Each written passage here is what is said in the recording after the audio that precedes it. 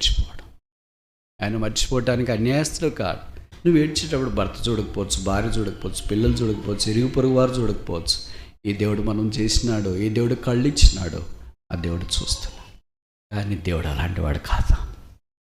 ఎవరు ఏడుస్తున్నారు, ఎవరు బాధలో ఉన్నారు, ఎవరు ఇబ్బందులు ఉన్నారు, ఎవరు గాయాలతో ఉన్నారు, ఎవరు కన్నీటితో ఉన్నారు, ఎవరు నిరాకరించబడ్డారు అని ఒకటి చేసింది. అది మనం చేయగలిగితే ఎంత బాగుంటాం. ఏంటది? దేవుని యొక్క సంఘము పాత కొత్త నిబంధనలో సాక్ష్యం కలిగిన స్థలముగా ఉండాలని దేవుని యొక్క ఉద్దేశం.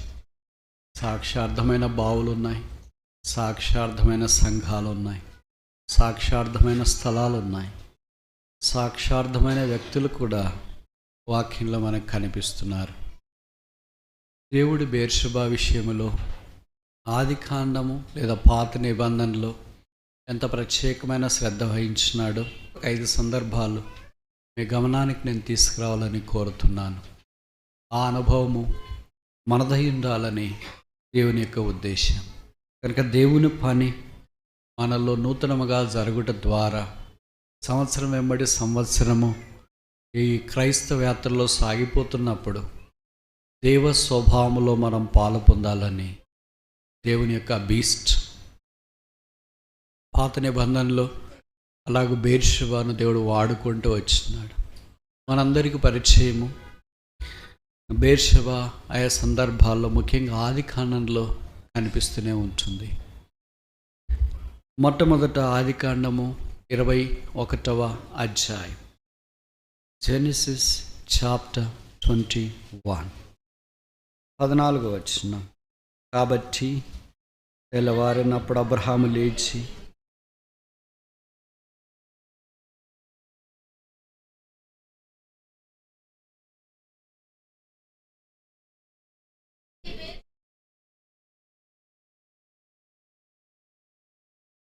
ఇప్పుడు 5 ప్రశ్నలు ఉన్నాయి, మనకు తెలుసు కదా. మొదటి ప్రశ్న, బెర్షెబా అనే మాట బైబిల్ ఎన్నిసార్లు రాయబడింది? రెండవ ప్రశ్న, బెర్షెబా అనే మాట పాత నిబంధనలు ఎన్నిసార్లు రాయబడింది? మూడవ ప్రశ్న, బెర్షెబా అనే మాట కొత్త నిబంధనలు ఎన్నిసార్లు రాయబడింది? నాలుగో ప్రశ్న, బెర్షెబా అనే మాట బైబిల్లో మొదట ఎక్కడ రాయబడింది? ఐదవ ప్రశ్న, ఆఖరి ప్రశ్న, ఈ బెర్షెబా యొక్క అనుభవంలో మనమున్నామా? ఈ ప్రశ్నలకు జవాబు నాకంటే మీకు బాగా తెలుసు, అందుకని నేనే జవాబులు చెప్పడానికి ప్రయత్నం చేస్తాను. బెర్షెబా అనే మాట కనీసం 34 సార్లు బైబిల్లో రాయబడింది. అన్ని పాత నిబంధనలోనే. కొత్త నిబంధనలో ఎందుకు ఈ పదము కనపడదు? మరి పరిశుద్ధాత్మ దేవుడు దీనికి ప్రత్యామ్నాయముగా యేసుక్రీస్తు ప్రభువే జీవజల ఊటగా యోహాను సువార్త 4వ అధ్యాయంలో బహుశా మనకు ప్రత్యక్షపరచుకున్నాడంటే తప్పు కాదేమో. మొదటిసారి ఆదికాండం 21, ఇందాక మనం చదివాం కదా, 14వ వచనం హాగరు విషయంలో మనకు కనిపిస్తుంది. ఆఖరిసారి ఆమోసు 8వ అధ్యాయం, ఆమోస్ చాప్టర్ 8 verse 14. సోమ్రోను యొక్క దేశమునకు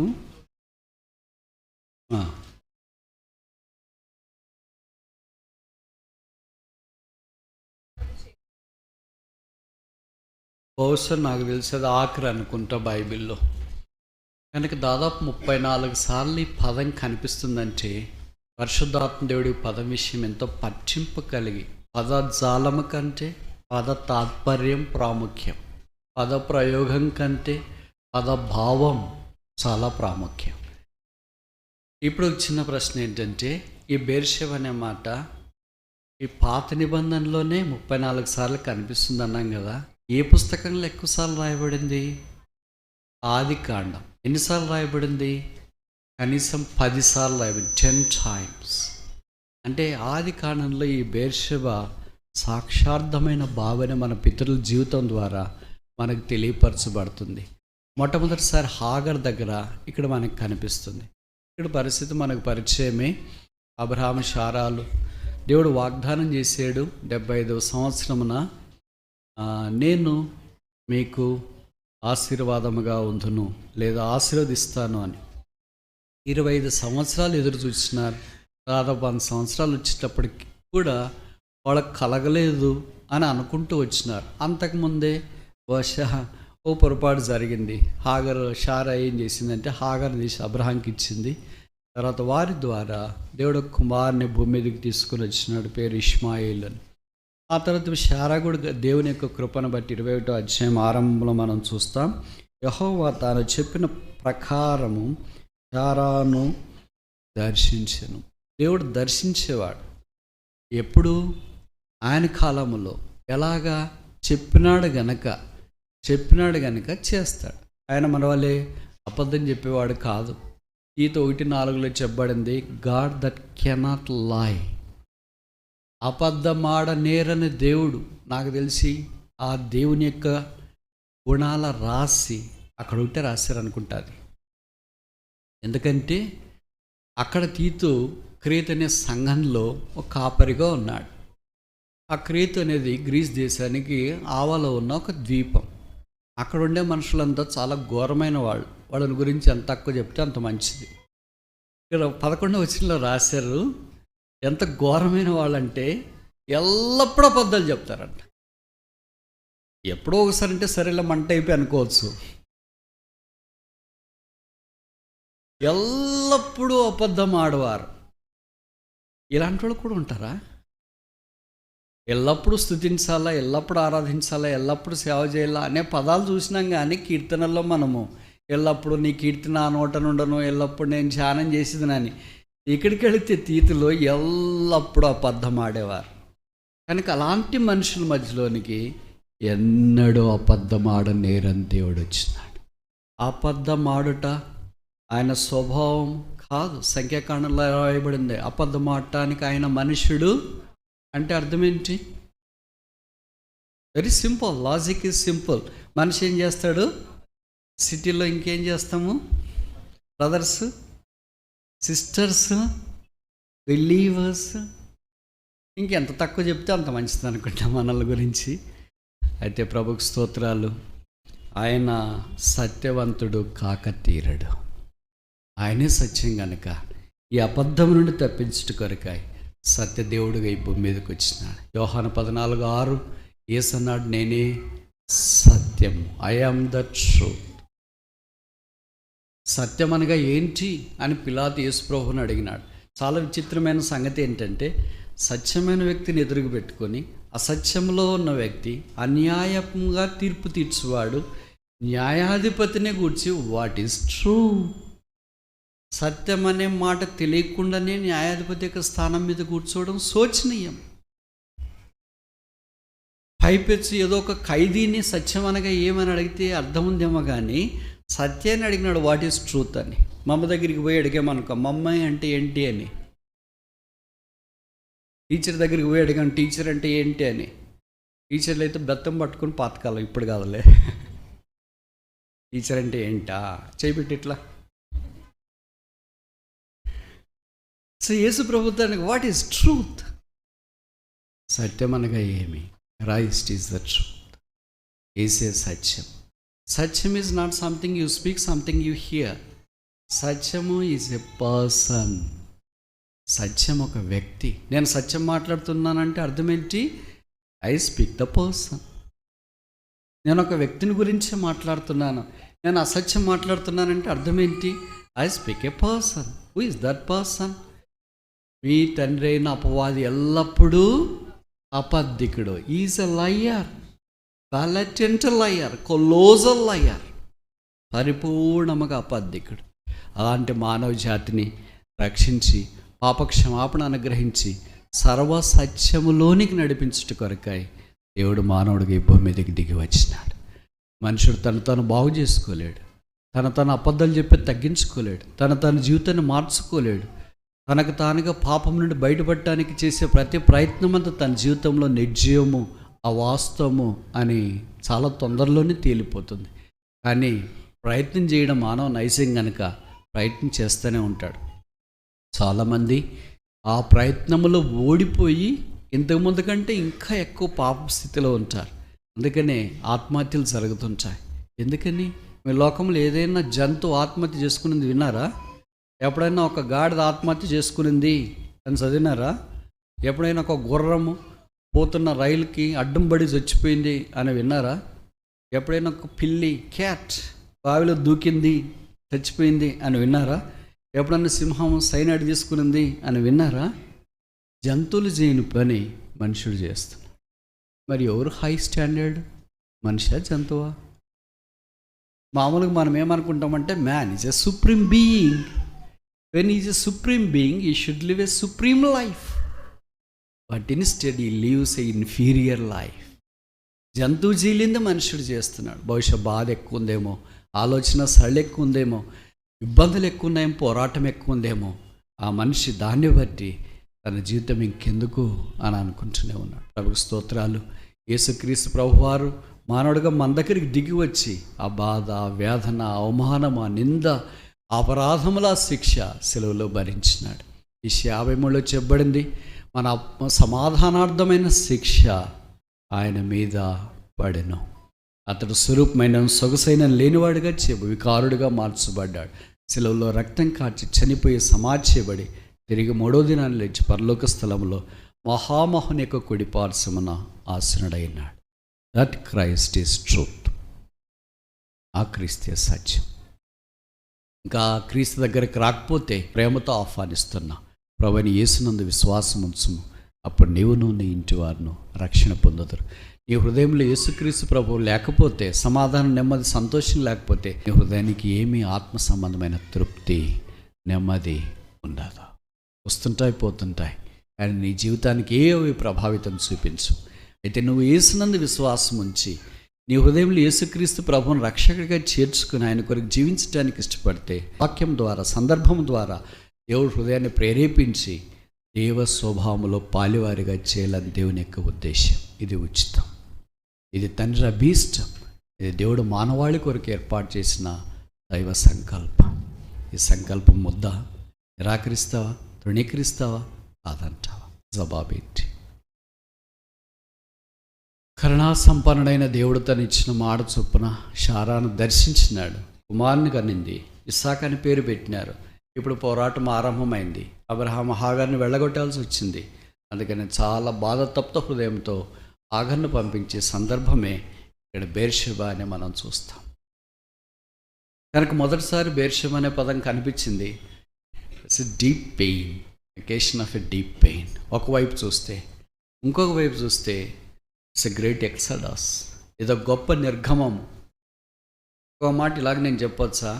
usually Beersheba is a point way the journey takes out of its place.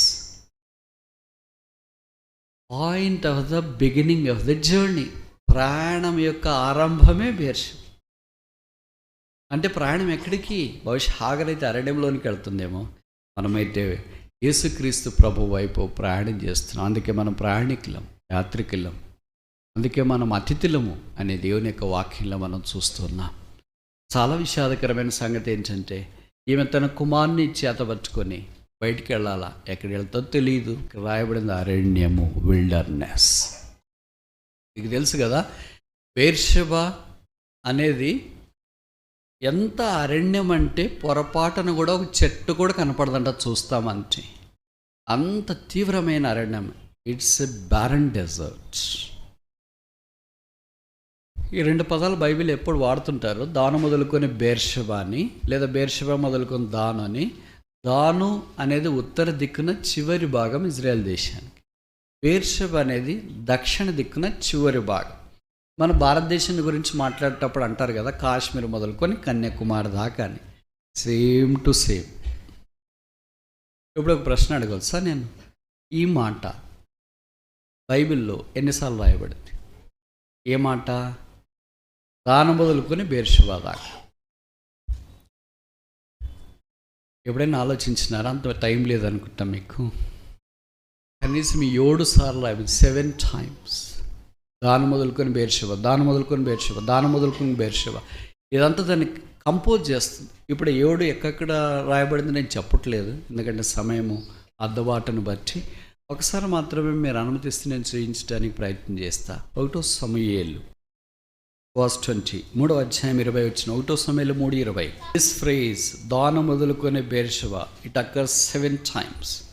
ఇప్పుడు ఒక చిన్న ప్రశ్న, ఇది ఎన్నోసారి కనుక? మొదటిసారి ఇక్కడ న్యాయాధిపతులు 21 చూస్తాం, సమయంలో 3:20లో రెండవసారి, ఆ తర్వాత రాజుల గ్రంథం దాకా దాదాపు 7 times this prize is return. అంటే అర్థం ఏంటంటే యోడు అనేది ఏం సంపూర్ణతను జ్ఞాపకం చేస్తుంది. It's a complete picture painted by the Holy Spirit about the Holy Land. కనుక పరిశుద్ధాత్మ ద్వారా ఈ పరిశుద్ధ స్థలాన్ని గురించి లేదా దేశాన్ని గురించి, ఇజ్రాయెల్ గురించి మాట్లాడాలంటే ఖచ్చితంగా దాని వస్తేనే బేర్షెబ వస్తుంది. వీళ్ళిద్దరూ జతగాళ్ళ, స్నేహితుల, జంట కవల, కవల పిల్లల, ప్రాణమిత్రుల, పట్టాల. కనుక బేర్షెబ తిరిగి మనకు పరిచయం చేసే సంగతి ఏంటంటే there is no other place beyond that Beersheba which can be considers in the scriptures. దేవుని యొక్క వాక్యంలో బేర్షెబ తర్వాత ఇంకా కిందకి దక్షిణ ప్రాంతంలో ఆలోచించడానికి ఇంకే స్థలం లేదు. ఇది ఇప్పటికీ బేర్షెబ అనే పిలువబడుతుంది. బైబిల్ పండితులు అంటారు this is the 4th largest city in Israel. Israel దేశంలో ఇది 4వ పెద్ద పట్టణం అని. దేవుడు బైబిల్ కొంతమంది చెప్తారు కదా, బైబిల్ కరెక్ట్ ఏంటండి, అంత తప్పలే కదా అని. నేను ఇంతకుముందే చెప్పాను, బైబిల్లో ఆదికాండం మొదలుకొని ప్రకటన గ్రంథం దాకా, ఆదికాండం మొదటి వచ్చిన మొదలుకొని ప్రకటన గ్రంథం 22వ అధ్యాయం దాకా ఆఖరి వచ్చిన ఆమెన్ సమాప్తము కూడా అక్షరానుసారంగా ఇట్ ఈస్ ట్రూ. ఇప్పుడు బేర్షెబ అనేది ఉందా లేదా, అబ్రహాం ఉందా లేదా? All the places that are mention in the Old Testament and the New Testament in the Bible are literally found to occur in a small place called Israel. That is there in the map. Go to Google, search where Beersheba is not there. అక్కడ దేన్నైనా మీరు బైబిల్లోని ఏ స్థలానైనా మీరు వెతకండి, ఆ స్థలాలు ఉన్నాయంటే అర్థం ఏంటి? What Bible says is true. Bible ఏం చెప్తుంది అనేది అది వాస్తవం. కనుకో మనుష్యుడా, దేవుని ఎదుట నీవు నిరుత్తరుడవై ఉన్నావు. దేవుని వాక్యం అక్షర సత్యం, ఆత్మీయ సత్యం. హాగరు బయలుదేరి బేర్షెబా దగ్గరికి వెళ్ళింది. ఆ తర్వాత జరిగిన సంగతి 21వ అధ్యాయంలో ఆ పిల్లవాని ఏడవడం ఆరంభించాడు. తిత్తిలో నీళ్లు అయిపోయినాయి, ఏం చేయాలో తెలియట్లేదు. పిల్లవాని సావు నేను చూడలేను అనుకొని వింటివేత దూరంకి వెళ్ళి ఎదురుగా కూర్చునింది. ఆమె ఎదురుగా కూర్చుని ఎలుగెత్తి ఏడ్చును. దేవుడు ఆ చిన్నవాని మొర వినను. What does Beersheba speak of?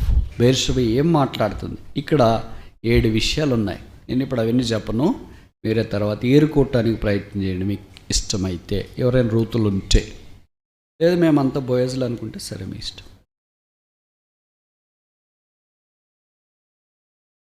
Beersheba is a place where God meets the poor, simple, insignificant mate. దేవుడు ఎత్తుక్కుంటూ వచ్చినాడు. మనకు తెలుసు కదా, ఆది కాండం మన్నించింది. యోహాను సువార్త 9వ అధ్యాయంలో పుట్టింది మొదలుకొని గుడ్డివాడు ఉన్నాడు. వాడు కళ్ళ బాగా అయిపోయిన తర్వాత వాడు యూదుల దగ్గరికి వస్తే వానిని వారు వెలవేసిరి అని వాక్యంలో ఉంది. ఆ తర్వాత రాయబడింది ఏంటంటే గుడ్డి వాణిని వెలవేసిరని యేసు విని వాని యొద్దకు వచ్చాను అని. అయితే గాడ్ ఈజ్ దిస్. ఈశ్వరులకు వెలేసిన నుండి మిగతా వాళ్ళు దూరంగా వెళ్ళటానికి ట్రై చేస్తారు. కష్టాలు ఉన్న వాళ్ళ దగ్గర నుండి దూరంగా వెళ్ళటానికి ట్రై చేస్తాం. మనం అంతా ఈగలం కదా, బెల్లం దగ్గరికి వస్తాం, చక్కెర దగ్గరికి వస్తాం, పానకం దగ్గరికి వస్తాం. వేరే దగ్గరికి విషయం ఉన్న దగ్గరికి వెళ్ళం కదా. కానీ దేవుడు అలాంటి వాడు కాదు. ఎవరు ఏడుస్తున్నారు, ఎవరు బాధలో ఉన్నారు, ఎవరు ఇబ్బందులు ఉన్నారు, ఎవరు గాయాలతో ఉన్నారు, ఎవరు కన్నీటితో ఉన్నారు, ఎవరు నిరాకరించబడ్డారు భర్త ద్వారా, భార్య ద్వారా, పిల్లల ద్వారా, సమాజం ద్వారా, కులం ద్వారా, వ్యవస్థ ద్వారా, పరిస్థితుల ద్వారా నిరాకరించబడి త్రోసివేయబడుతున్నారు. దేవుడు ఆ స్థలంలోనికి వచ్చిన ఆమె ప్రార్థన కూడా చేసినట్లు ఇక్కడ మనం చూడము. ఆ ప్రార్థన చేయడం కూడా బహుశా ఆమె అప్పుడు అనుకోలేదేమో, కానీ ఒకటి చేసింది. అది మనం చేయగలిగితే ఎంత బాగుంటాం. ఏంటది? ఏడ్చేను. ఏ మాట అంటే మీరు అనొచ్చు, ఇంకా సిస్టర్స్ యూజువల్ ట్రెండే అది కదా. ఏడ్చేది ఏమన్నా, నవ్వాను అంటే ఈ 2 యూజువల్గా వాళ్ళ దగ్గర ఉండే ట్రెండే, నవ్వట ఏడ్చుట. అంటే దేనికి నవ్వాలో దేనికి ఏడవాలో తెలియకపోయినా ఆపోజిట్కి జరుగుతూ ఉంటుంది. కానీ దేవుడు ఆమె కన్నీటిని చూచినాడు. నువ్వు ఏడ్చేటప్పుడు భర్త చూడకపోవచ్చు, భార్య చూడకపోవచ్చు, పిల్లలు చూడకపోవచ్చు, ఇరుగు పొరుగు వారు చూడకపోవచ్చు. ఈ దేవుడు మనం చేసినాడు, ఈ దేవుడు కళ్ళు ఇచ్చినాడు, ఆ దేవుడు చూస్తున్నాడు. చూసి ఏడవలే, ఎంతసేపు ఏడుస్తారు, కన్నీళ్ళు ఆగిపోయేదాకా ఏడుస్తారు. ఆ తర్వాత ఇంక ఏడవలేదు కదా. ఇదంతా ఏడుపు కూడా ఒక పర్ఫార్మెన్స్. అని ప్రభు ఎప్పుడు అనుకోడు. మన ఇంట్లో అలాగ అనొచ్చేమో, భార్య ఏడుస్తుంటే భర్త అనొచ్చేమో, అమ్మాయి పర్ఫార్మెన్స్ ఆపుతావా, ఆస్కార్ ఇమ్మంటావా? నో, దేవుడు చూచినాడు, దేవుడు బాగు చేయటానికి వచ్చినాడు. యెహోవా అందరికి ఉపకారి. దేవుడు ఆ తర్వాత వీరిని ఆశీర్వదించిన సంగతి మనం చూస్తాం. కనుక ఈ బెర్షెబా మొదట మనకు జ్ఞాపం చేసే సంగతి ఏంటంటే ప్లేస్ ఆఫ్ సెపరేషన్, లోకము నుండి వేరు చేయబడట. ఆ స్థలంలో ఉన్నప్పుడు మనకి ఇది చాలా కష్టం. Separation is very tough thing for us. Isolation too. We want amalgamation, conglomeration, integration. అర్థమైతే నేను చెప్పే మాటలు? గుంపులో ఉండాలంటే, అంత కలిసి ఉండాలంటే ఎంతో బాగున్నట్లు మనకు అనిపిస్తుంది. దేవుడు కొన్నిసార్లు ఏం చేస్తాడంటే సెపరేట్ చేస్తాడు. గోధుమలను గురుగుల నుండి వేరు చేయొచ్చు, లేదా గురుగులను గోధుమ నుండి వేరు చేయొచ్చు, గొర్రెలను మేకల నుండి వేరు చేయవచ్చు. దేవుడు వేరు చేస్తున్నప్పుడు దేవుని మాటకు అంగీకరించడం చాలా ప్రాముఖ్యం. బెర్షెబా మనకు జ్ఞాపకం చేసేది పెయిన్ఫుల్ ఎక్స్పీరియన్స్ ఆఫ్ సెపరేషన్, ప్రత్యేక జీవితాన్ని మనకు తెలియజేస్తుంది. రెండవది చూస్తామా? Genesis chapter 21 verse 32. దేవుడు మనతో మాట్లాడతాడు, ఆయన సన్నిధి మనకు చూపిస్తాడు. కనుక హాగరుతో దేవుడు తను యెహోవా దూత, ఇక్కడ రాశారు కదా ఆ మాట, 21వ అధ్యాయము 17వ వచనం. దేవుడు ఆ చిన్నవాని మొర వినెను, అప్పుడు దేవుని దూత ఆకాశం నుండి. దేవుడికి పేరు తెలుసు. ఎవరి పేరు? పారిపోయేవారి పేరు. యజమానురాలని షారా పేరు దేవుడికి ఎలాగ తెలుసు? దాసి అయిన హాగరు పేరు కూడా తెలుసు. అడవిగాడిదైన ఇష్మాయిల్ పేరు దేవుడికి ఎలాగ తెలుసు? నవ్వే ఇస్సాకు పేరు కూడా దేవుడికి తెలుసు. నన్ను మర్చిపోయిన వాళ్ళే, నా పేరు ఆడ గుర్తుంటుందిలే అని అనుకుంటాం. ఆయన మనుషుడు కాదు కదా. మేమైతే మనుషులు కనుక ఎక్కడైనా వెళ్ళినప్పుడు కొంతమంది కనిపించే వాళ్ళే కనిపిస్తుంటారు. వాళ్ళు సిటీలో కనిపిస్తారు, బయట కనిపిస్తారు, అమెరికాకి వెళ్ళినా కూడా కనిపిస్తుంటారు. ఆశ్చర్యం వేస్తుంది, వీళ్ళు ఎక్కడ పోయినా కనిపిస్తున్నారంటే అసలు మీది ఏ ఊరు? అయ్యో బ్రదర్, మమ్మల్ని మర్చిపోయారా? మర్చిపోతూ ఉంటాం. అయ్యో మా ఇంట్లో వచ్చి భోంచేశారు, అది కూడా కరెక్ట్, వాస్తవమే. అన్ని వాస్తవాలే, బట్ మర్చిపోయే అవకాశం ఉంది. అయితే ప్రభు మర్చిపోవడం, ఆయన మర్చిపోవటానికి అన్యాయస్తుడు కాదు, ఆయన మార్పు లేనివాడు. కనుక హాగర్ దగ్గరికి దేవుని యొక్క దూత వచ్చినాడు. ప్రెజెన్స్ ఆఫ్ గాడ్, దైవ సన్నిధి ఉంది. ఇప్పుడు అబ్రహాము దగ్గరికి చూస్తే, అబ్రహాము యొక్క గొప్ప ఆత్మీయమైన జీవితాన్ని గురించి అబీమెలెకు సాక్ష్యం ఇచ్చినట్లు 21-22లో మనం చూస్తాం. నీవు చేయ పనులన్నింటిలో దేవుడు నీకు తోడై ఉన్నాడు, నీవు చేయ పనులన్నింటిలో నీకు తోడై ఉన్నాడు. ఈ వాగ్దానం వచ్చిన వాళ్ళు కొంతమంది కూడా ఉంటారు, నేను చేయ పనులన్నింటిలో తోడై ఉన్నాడంట, సినిమా కొత్తగా రిలీజ్ అయింది, పోయి టికెట్లు కొనుక్కోవచ్చా అని. అట్లా మీరు కాని దాని కొరకు వాక్యాలు తీసుకోవటానికి ప్రయత్నం చేయొద్దండి. దైవికమైన పని చేసేటప్పుడు ఇబ్బందులు, పోరాటాలు, ఆటంకాలు అవన్నీ వచ్చినప్పుడు దేవుడు మనకు తోడై ఉండి నడిపించేవాడని ఇతరుల అబ్రహాం విషయమే సాక్ష్యం ఇచ్చినారు. చాలా గొప్పది తెలుసా? మన పితరులు అబ్రహాం, ఇస్సాకు, యాకోబు, యోసేపుల గురించి వాళ్ళ ఇంట్లో వాళ్ళు చెప్పిన దానికంటే ఇతరులు ఎక్కువ మంది సాక్ష్యం ఇచ్చినారు. అది ఆది కాండంలో మనం స్పష్టంగా గమనిస్తూ ఉన్నాం. ఇప్పుడు బెర్షెబా దగ్గరికి వచ్చిన తర్వాత వారు సమాధాన పడినారు. అబీమెలెకు, అబ్రహాం, సొదొమ గొమొర్రా కొరకు అబ్రహాం దేవుని సన్నిధిలోనికి వచ్చి 50 మంది నీతిమంతులు ఉంటే కాపాడవా, 45 ఉంటే కాపాడవా, 40 ఉంటే కాపాడవా, 30 ఉంటే కాపాడవా, 20 ఉంటే కాపాడవా, దుమ్ము ధూళి ఎగిరిపోయి చెత్తలాంటాడు. ఇంకోసారి అడగనా, 10 మంది ఉంటే కాపాడవా, 10 మంది ఉన్నా నేను కాపాడతా. ఇలాగ ప్రార్థన చేసి అబ్రహాం ఉంటే ఎలాగుంటుంది? బైబిల్లో రాయబడింది, అబ్రహాం తన ఇంటికి వెళ్ళాను, యెహోవా తిరిగి తన స్థలానికి వెళ్ళాను. 18. So Abraham is a man of faith, a man of prayer. A person who has a faith can only exercise the prayer. ఎవరు విశ్వాసం ఉంటుందో వాళ్ళు మాత్రమే ప్రార్థన జీవితాన్ని కొనసాగించగలరు. ప్రార్థన అంటే సాధారణంగా మనమేమనుకుంటామంటే, ఏందో మనకి ఏం కావాలో అది అడిగేదే కదా దేవుని సన్నిధిలోని. ఇదే డిమాండ్. ఏమి కావాలో అది అడిగేది. అంటే అవసరం లేని వాళ్ళు ఇప్పుడు యేసుప్రభువుకి ఏం కావాలో చెప్పండి, ఏమైనా ఆయనకు కావాలా? మనకంటే ఏదో బట్టలు కావాలా, ఇల్లు కావాలా, వాకిలు కావాలా, తర్వాత చదువు కావాలా, ఉద్యోగం కావాలా, పెళ్లి కావాలా, పిల్లలు కావాలి, ఇవన్నీ కావాలి కనుక మనం అడుగుతాం. యేసుప్రభుకి ఇవన్నీ అవసరమా? కానీ లూకా సువార్తలో యేసుప్రభు వారు ప్రార్థన చేసినట్టు దాదాపు 7 సార్లు రాశారు. ఏం ప్రార్థన చేసింటాడు మరి? ఏం అడిగింటాడు మరి? That's a higher level of prayer, higher altitude of prayer. మత్తయి సువార్త 6వ అధ్యాయంలో మాకు ప్రార్థన ఎలాగ చేయాలా అని అనుకుంటే, మీరు ఇలాగ ప్రార్థన చేయుడి అని పరలోక ప్రార్థన చెప్పాడు. యేసుక్రీస్తు ప్రభువారు అలాగ ప్రార్థన చేస్తూ వచ్చినాడు. చూడండి, ఉదాహరణకి యోహాను సువార్త 17వ అధ్యాయంలో ఆయన ప్రార్థన చేశాడు కదా. ప్రార్థన అయిపోయిన తర్వాత ఇది చెప్పాలి కదా మరి, ఆయన కూడా చెప్పాలనా లేదా? చెప్పలేదేంటి మరి? మర్చిపోయాడా? ఇప్పుడు పోయి మళ్ళీ అడగొచ్చు కదా యేసు ప్రభువుని, ప్రభు నువ్వు ఆ ప్రార్థన చెప్పలేదేంటి ఇక్కడ? తర్వాత శిష్యులు ప్రార్థన చేసిన సందర్భాలు చాలా ఉన్నాయి. వాళ్ళు కూడా ఎక్కడని చెప్పారా? ఇక్కడ పేతురు కొరకు సంఘం కూడా ప్రార్థన చేస్తున్నారని అపోస్తల కార్యాలు చాలా స్థలాల్లో రాశారు. ప్రార్థన ఎవరు ఇది రిసైడ్ చేసినట్లు అర్థం లేదు. అంటే ఇది ఒక పెద్ద బాల శిక్ష, ఇది ఒక అక్షరమాల, ఏబిసిడీల మాదిరి. ఈ అక్షరమాల మీద మనం ఏం చేస్తామంటే వర్డింగ్ తయారు చేస్తాం, బిల్డ్ చేస్తాం. నువ్వు కేజీలోని A for apple, B for ball, C for cat, D for dog అని రాసి పిహెచ్డికి పోయిన తర్వాత కూడా నీకు క్వశ్చన్ పేపర్ ఇస్తే A for apple, B for C for cat, D for dog అనేసి నీ పేపర్ ఎవరైనా వాల్యుయేట్ చేస్తారా? ఒకవేళ గైడ్కే పోయింది అనుకో, స్టూడెంట్స్ని పిలిచి ఇంక అంతే. అక్కడికి వెళ్ళిన తర్వాత మారిపోయింది. అందుకని యేసు ప్రభువారు 17వ అధ్యాయంలో యోహాను సువార్తలో చేసిన ప్రధాన యాజకత్వ ప్రార్థన కంటే ఇప్పుడు ఆ తర్వాత అధ్యాయాల గెత్సేమని తోటలోనికి వెళ్ళి యేసు ప్రభు ఒకటే sentence, not my will but thy will be done. This is the higher level of prayer. ఈ ప్రార్థన ఎవరమైతే చేస్తామో వాళ్ళు ఆ స్టేజ్కి వచ్చినామో అని అర్థం. అంతదాకా మనం ఇక్కడే ఉంటాం, కొండ మీద ప్రార్థనలోనే ఉంటాం. పరలోక మందన మా తండ్రి నీ నామం పరిశుద్ధపరచబడిన కాక, నీ రాజ్యం వచ్చును కాక, మేము ఇతరులను క్షమించినట్లు ఎలాగ క్షమించట్లేదు కనుక మమ్మల్ని మాత్రం క్షమించు. అక్కడక్కడ మానదిన ఆహారం మాకు దయచేయము, ఇక్కడే తిరుగుతుంటాం.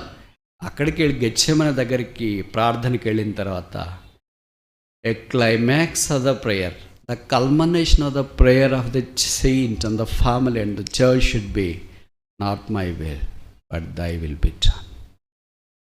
And very rarely we pray this prayer in the church in ఈశ్వర్ లైఫ్. మన వ్యక్తిగత కుటుంబ సంఘ జీవితాలు ఈ ప్రార్థన చాలా అర్థంగా చేస్తాం. కనుక ప్రార్థన అంటే ఇది ఏమని అర్థము? Lord not my will but thy will be done. ఇది ఎప్పుడో మర్చిపోయాం. మనం పాయింట్లు చెప్తాం, వాళ్ళకి బాగాలేదు, వీళ్ళకి బాగాలేదు, వాళ్ళు అట్లా ఉన్నారు, ముట్టండి, తాకండి, స్వస్థపడి, వెనకబండి, ముందుకు రండి, పక్కన ఉండండి, అక్కడికి తీసుకెళ్ళండి, ఇక్కడ తీసుకెళ్ళండి. This all basic prayer. అందుకే యేసు ప్రభువారు ఆ ప్రార్థన చేసిన. అబ్రహాము ప్రార్థన జీవితంలో అంత ఎలివేషన్లోనికి వెళ్ళాడు, అంత ఉన్నత స్థానంలోనికి వెళ్ళాడు. వేర్షబ మనం కూడా ప్రార్థనా జీవితంలో అంత ఎలివేషన్లోనికి వెళ్ళాలి, అంత ఉన్నతమైన స్థానంలోనికి వెళ్ళాలని మనం చూస్తాం. ఒక స్ట్రక్చర్కి అంత ఎలివేషన్ ఎలాగుందో వ్యక్తిగత క్రైస్తవ జీవితంలో ప్రార్థన కూడా ఎలివేటెడ్ ప్రేయర్.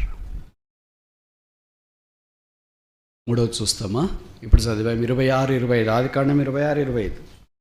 పితరుల యొక్క జీవితం అంతా ఒక్క వచనంలో ఉంది. ఎప్పుడు నేను తెలుగులో చెప్తా, మీరు కరెక్ట్గానండి. అక్కడ బలిపీఠము కట్టెను, అక్కడ గుడారం వేసను, అక్కడ. ఇప్పుడు ప్రశ్న ఏంటంటే ఎక్కడా? ఎక్కడో కడతానంటే కుదరదు, ఎక్కడో గుడారం వేస్తానంటే కుదరదు, ఎక్కడో బావి తవ్వుతానంటే కుదరదు. అక్కడ అక్కడ అక్కడ 3 సార్లు రాయబడింది పదం. అబ్రహాము బలిపీఠం ఒక దగ్గర కట్టాడు, గుడారాలు ఇంకో దగ్గర వేసిండొచ్చు, బావి ఇంకో దగ్గర, బెర్షెబా దగ్గర యాకోబు దగ్గరికి వచ్చినా కూడా అంతే. గుడారం ఒక దగ్గర వేసినాడు ఆయన, తర్వాత బలిపీఠం కట్టింది ఒక దగ్గర కట్టాడు. ఇస్సాకు అలా కాదు, అక్కడే బలిపీఠం, అక్కడే గుడారం, అక్కడే బా. ఈ 3 క్రైస్తవ జీవితంలో 3 ఆధ్యాత్మికమైన సంగతులను జ్ఞాపకం చేస్తుంది. బలిపీఠమే జ్ఞాపకం చేస్తుంది అవర్ రిలేషన్షిప్ విత్ గాడ్, దేవునితో మనకున్న సంబంధాన్ని తెలియజేస్తుంది. నేను దేవుని వాడను, I do not belong to this world, I belong to God. Ownership. రెండవది ఏంటి? అక్కడ గుడారం వేసెను. గుడారం ఏ జ్ఞాపకం చేస్తుంది? స్టివార్డ్షిప్. ఒక గుడారం ఉందంటే వేసి మన దాన్ని మనం పోవడానికి లేదు. మెయింటెనెన్స్, బాధ్యత, కార్యనిర్వహణ. ఇది బాగుందా లేదా, వర్షం వస్తే ఎలాగుంటుంది, గాలి వస్తే ఎలాగుంటుంది, ఎండ వస్తే ఎలాగుంటుంది, తుఫాన్లు వస్తే ఎలాగుంటుంది, భూకంపం వస్తే ఎలాగుంటుంది. Stewardship. We have ownership, we have stewardship. తర్వాత మూడోది ఏంటి? బావి త్రవ్వెను. బావి నీళ్లు ఒకళ్ళ కొరకే కాదు, ఊట నీళ్లు ఒకళ్ళ కొరకే, ట్యాంకు నీళ్లు ఒకళ్ళ కొరకే, ట్యాబు నీళ్లు ఒకళ్ళ కొరకే. బావి నీళ్ళు అయితే ఒకరే కాదు, ఒక కుటుంబమే కాదు, ఊరంతా కూడా తాగొచ్చు పెద్ద బావి. కనుక అక్కడ బావి త్రవ్వెను. It talks about the rulership. ఇతరులకు సహాయం చేసేది, ఇతరులకు పరిచయం చేసేది, ఇతరులకు మేలు చేసేది. ఇది మనకు జ్ఞాపకం చేస్తుంది. Beersheba is such a place for Isaac. ఇస్సాకు ఒక బేర్షెబా అలాంటి స్థలం. మన సంగతి ఏంటి మరి?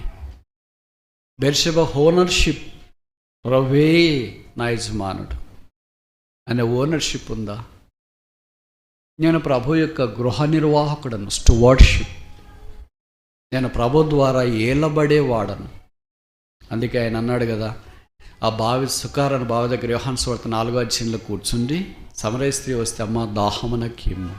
ఏ person who is sitting at the well is requesting for a pot of water. So strange కదా, పారాడాక్స్ కాదు. కొన్నిసార్లు అలాగే ఉంటుంది. పెద్ద నీళ్లు పెద్దది పోతుంటుంది, ఏది రిజర్వాయర్ లాంటిది. పక్కన ఊర్లో ఒక్క సొక్క నీళ్ళు ఉండవు, పెద్ద కాలువలు పోతుంటాయి, మంచి నీళ్ళు అన్నీ. చుట్టుపక్కల గ్రామాల్లో ఉండదు, ఎందుకంటే అది లింక్ లేదు దానికి. కానీ యేసు ప్రభు ఎందుకు ఆమెను అలాగ అడిగాడంటే, ఆమెతో సంభాషించి మాట్లాడటానికి, ఆమెను రక్షణార్థమైన వెలుగులో తీసుకురావటం కొరకే. యేసుక్రీస్తు ప్రభు అనే జీవజల ఊట మన దగ్గర ఉన్నప్పుడు మన నీళ్లు ఉబుకేవిగా ఉంటుంది. బావిలో నీళ్ళు ఎప్పుడు అవుట్డేటెడ్ కావు. ఆ బావ అవుట్డేటెడ్ అయితే తప్ప. ఇప్పుడు మామూలు మన దగ్గర నీళ్ళు ఉన్నాయనుకోండి, ఇవి ఫ్రెష్గా కాదా అని చూస్తాం. ఇప్పుడు బాటిల్ నీళ్ళు తెచ్చారనుకోండి, కొన్ని బాటిల్ కొనేటప్పుడే చూస్తాం. ఏం చూస్తాం? Expiry date. దాంట్లో ఎక్స్పైరీ లేకపోయినా ఏం రాసింటారంటే ఎప్పుడు మ్యానుఫ్యాక్చర్డ్ రాస్తారు, ప్యాక్డ్, ఎప్పుడు ప్యాక్ చేశారు రాస్తారు. ఇంకో పెద్ద జోకేమో తెలుసా, దాని మీద best before 3 months, best before 6 months అని ఏదో ఒక అలాగ రాసేసి ఉంచేసింటారు. దాంట్లో ఎక్స్పైరీ డేట్ అనేది కనిపించింది. ఇప్పుడు ఇది ఇచ్చిన తర్వాత ఈ నీళ్ళు ఎక్స్పైరీ అయిపోయినాయా లేకపోతే ఇది తాగొచ్చా లేదా అని మనం ఆలోచిస్తాం. బావి దగ్గర కూర్చొని ఇది నిన్నటి నీళ్ళ, మొన్నటి నీళ్ళ, పోయిన వారంవే, పోయిన మాసంవే. బావి దగ్గర అలాగ లేదు. బహుశా మీకు బావి నీళ్ళు తాగే అలవాటు లేదని, నేను ఒక చిన్న గ్రామం నుండి వచ్చినాను. మా ఊర్లో చిన్నప్పటి నుండి బహుశా నేను పెరిగేదాకా, పెద్దవాడయ్యేదాకా బావి నీళ్ళే. తర్వాత బావి ఎండిపోయింది, ఎందుకంటే చుట్టుపక్కల బోర్లు వేసారు. ఆ బావి నీళ్ళు ఎంత ఫ్రెష్గా ఉంటాయి, తర్వాత ఎంత చక్కగా ఉంటాయి. ఎంతమంది ఊరు ఆ బావి ద్వారా ఆ దాహము తీర్చబడేవారు. అందుకే ఒక పాటకు, దాహము గలవార్లారా నీళ్ళు ఎద్దకరండి. దాహము గల వారి యొక్క దాహము తీర్చబడినట్లుగా బేర్షెబా బావిలో నుండి ఆ జలము ఉబుకునుగాక. ఉబుకును వేరే అర్థమవుతుంది మీకు? మా ఊర్లో ఉన్న బావిలో వచ్చినప్పుడు మేము పిల్లప్పుడు తెల్లవారుజామున లేచి బావిలో నీళ్ళు ఎన్ని ఊరినాయి లేదు చూసిరా పోరా అనేవాళ్ళు. అంటే కడుపు మునుగుతుందా లేదా, బకెట్ మునుగుతుందా లేదా వెళ్ళి చూసి బాగానే వచ్చినాయి. రాత్రి అంతా ఊరింటాయి. వర్షాకాలం వచ్చిన ఫుల్గా ఉంటాయి. ఒకసారి ఎలాగంటే మేము పిల్లప్పుడు వర్షాకాలం వస్తే పెద్ద బావి, అది సుమారు ఒక 30-40 అడుగుల లోతు ఉంటుంది. దాన్ని బావి నిండి పొర్లి పారుతున్నాయి, ఊర్లో కూడా వచ్చేసినాయి. So strange. ఏమంటే వర్షాకాలం ఊట ఎక్కువైపోయింది, ఓవర్ఫ్లోయింగ్. అందుకే కీర్తనకాడు 23 అన్నాడు కదా, my cup runneth over, my well runneth over, my spring runneth over. నా గిన్నె నిండి పొర్లుచున్నది. దేవుని యొక్క జీవజలముల ఊట అలాగే పొర్లి పారాలని దేవుని యొక్క ఉద్దేశం. ఇప్పుడు బేర్షెబా జ్ఞాపకం చేసి ఎన్ని విషయాలు చూసాం? 3 విషయాలు చూసాం. మరి ఇక్కడ ఇస్సాకు ద్వారా మనకు నేర్పించబడే పాఠం ఏంటి? 26వ అధ్యాయం 25వ వచనం ప్రకారము గాడ్స్ ప్రొవిషన్, దేవుని యొక్క సమృద్ధి, సదుపాయం. 4వ చూసి ముగిస్తామా? 46:1 వచనం, ఆదికాండం 46:1.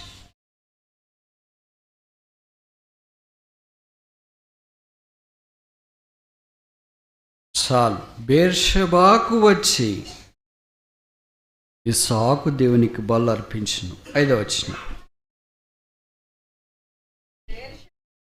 చాలు, ఎక్కడి నుండి వెళ్ళాను? ఇప్పుడు చదవండి 28వ అధ్యాయం.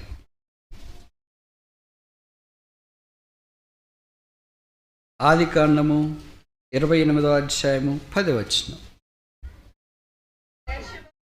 చాలు, ఈ రెండింటికి తేడా చెప్పండి. So Beersheba is associated with Jacob so intimately and personally. యాకోబు జీవితం ఎక్కడ ఆరంభించబడింది? బేర్షెబా. 28వ అధ్యాయము యాకోబు జీవితంలో లేకపోతే నో జాకబ్ అట్ ఆల్. యాకోబు మనకు కనిపించిండేవాడే కాదు. బేర్షెబా నుండి హారాను వైపు యాకోబు బయలుదేరాడు. ఇప్పుడు ఎక్కడికి బయలుదేరుతున్నాడు? బేర్షెబాలో దేవుని అతనికి ప్రత్యక్షమైన కారణం చేత అక్కడ యాకోబు దేవునికి బలులు అర్పించి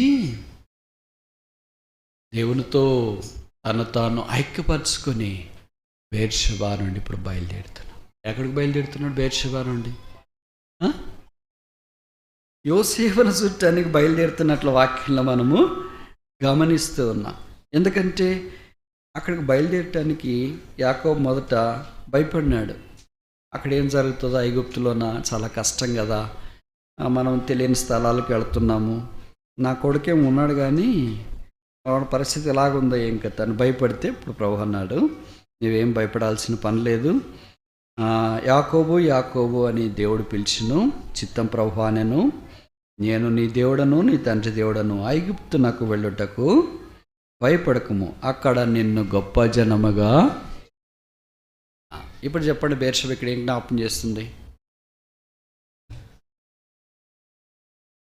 ఇప్పుడు 3 పాయింట్లు చెప్పాను, 4వది చెప్పాలా? మొదటిది ఏంటి? Beersheba is a place of God's presence.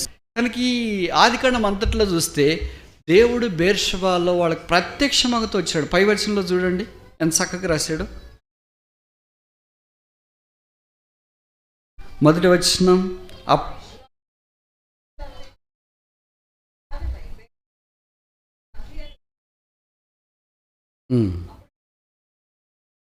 చాలు. ఎప్పుడు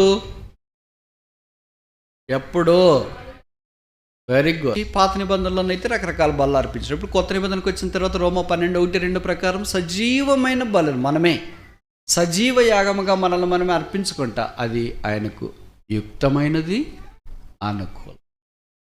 ఎప్పుడైతే అలాగ మనల్ని మనం అర్పించుకోవటానికి ఇష్టపడతామో, ఇప్పుడు ఇక్కడ రాయబడింది ఏంటి? అప్పుడు ఆ రాత్రి దేవుడు అతనికి ప్రత్యక్షం.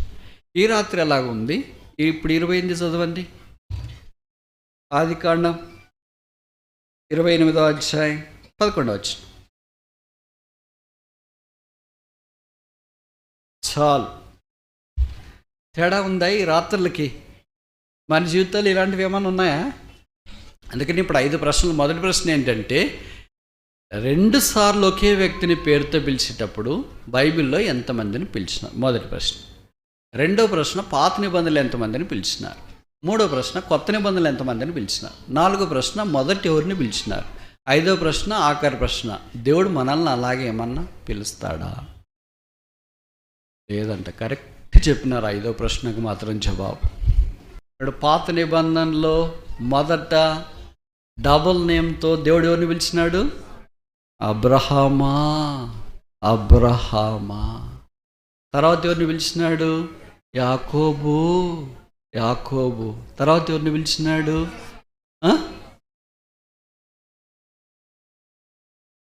పాయింట్లు ఎగరగొట్టి, గ్రాఫ్లు ఎగరగొట్టి, ఫిగర్స్ అన్ని ఎగరగొడితే తక్కువ మార్కులు వస్తాయి. ఎందుకంటే మనం మ్యాన్స్క్రిప్ట్స్ ఎవాల్యుయేషన్ చేసినప్పుడు తెలుస్తుంది కదా, ఏం రాసినారు, ఏం కథ, అట్లా ఇట్లా తెలిసిన తర్వాత మళ్ళీ వస్తే క్లాస్ బిగుతారని పొరపాటును కూడా కనిపించరు. ఏంటమ్మాయి కనిపించలేదు, ఏంటి కనిపించలేదు, బాగలేదు సార్ ఆరోగ్యం. పరీక్ష రాసినప్పటి నుండి రిజల్ట్స్ వచ్చేదాకా ఆరోగ్యం బాగుండదు. వచ్చిన తర్వాత అటు ఇటే వెళ్ళిపోద్ది. మోషే మోషే the place where thou standest is holy. ఇప్పుడు 4వ వ్యక్తి. ఇప్పుడు కొత్త నిబంధనలో చెప్పండి.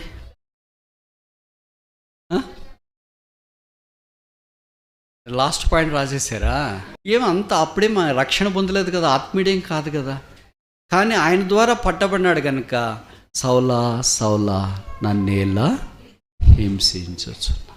ఇక్కడ అబ్రహామును 22వ అధ్యాయంలో ఎందుకు పిలుస్తున్నాడండి? అబ్రహాం తన ఏకైక కుమారుణ్ణి మోరియా పర్వతం మీద బలర్పించడానికి తీసుకెళ్ళాడు కనుక. అప్పటిదాకా చరిత్రలో అది జరగలేదు, దాని తర్వాత చరిత్రలో కూడా జరగాలి. దేవుడు దానికి స్పందించి అబ్రహామా అబ్రహామా. సరే, ఇప్పుడు 4 విషయాలు బేర్షెబా జ్ఞాపకం చేసి చూసాం. మొదటిది ఏంటి? Beersheba talks about the presence of God, దైవ సన్నిధిని జ్ఞాపకం చేస్తుంది. రెండవది టాక్స్ అబౌట్ ద ప్రేయర్, ప్రార్థన జ్ఞాపకం చేస్తుంది. మూడవది టాక్స్ అబౌట్ ద ప్రొవిజన్, దేవుని సదుపాయాన్ని జ్ఞాపకం చేస్తుంది. నాలుగవది టాక్స్ అబౌట్ గాడ్స్ ప్రామిస్, నేను నిన్ను గొప్ప జనముగా చేస్తా. యాకోబు మాట నమ్మినాడు. మనకు తెలుసు కదా, యాకోబు కడుపులో నుండి రాజు కాదు రాజులు వచ్చినారు. దేవుడు అబ్రహాముతో చెప్పి, నిశ్చయముగా నేను నిన్ను ఆశీర్వదిస్తాను. God's promises are always sure, double sure.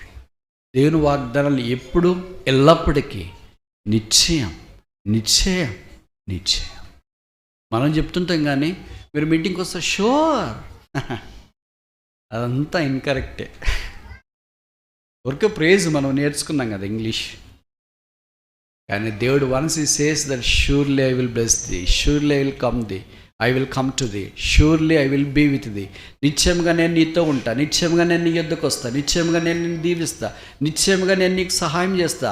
అబ్రహాంతో నిశ్చయముగా నేను నిన్ను దీవించాను. అందుకే పాట కూడా ఉందనుకో, నిశ్చయముగా నేను నిన్ను దీవించేదను, నిశ్చయముగా నేను నిన్ను వృద్ధి పొందించేదను. ప్రత్యక్షమై దేవుడు పలికినాడు. అబ్రహాముకు ప్రత్యక్షమాడు, ఇస్సాకు ప్రత్యక్షమాడు, యాకోబుకు ప్రత్యక్షమాడు. ప్రత్యక్షమయ్యే దేవుడు ఈ బేర్షెబా ద్వారా, వాక్యం యొక్క ప్రత్యక్షత ద్వారా మనకు కూడా ప్రత్యక్షమై మనల్ని కూడా ఆయన సిద్ధం చేసి తను ఇచ్చిన వాగ్దానాల యొక్క నెరవేర్పులోనికి తీసుకుని వచ్చునుగాక.